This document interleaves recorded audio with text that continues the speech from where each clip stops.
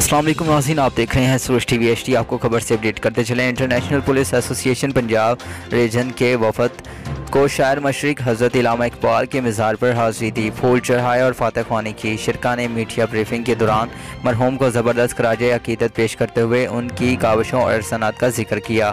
बाद अज़ां वफद बादशाही मस्जिद में नमाज मगरिब की अदायगी के लिए रवाना हुआ, जहाँ वफद का इस्तकबाल हाफिज़ मोहम्मद यूनुस नायब महतमम ने किया। वफद को इस्लामी नवादरात का दीदार करवाया गया और मोहम्मद अता के नक्श करदा कुरान के बारे में ब्रीफिंग भी दी गई।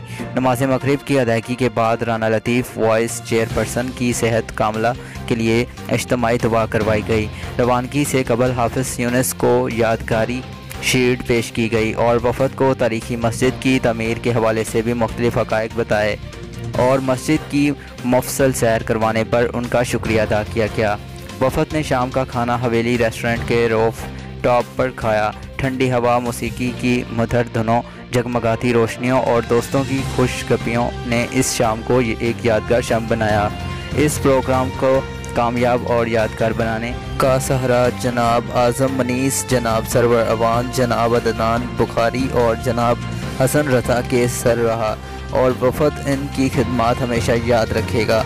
मज़ीद खबरों और अपडेट्स के लिए देखते रहें सूरज टीवी एचडी। चैनल को सब्सक्राइब करना मत भूलिए। शुक्रिया।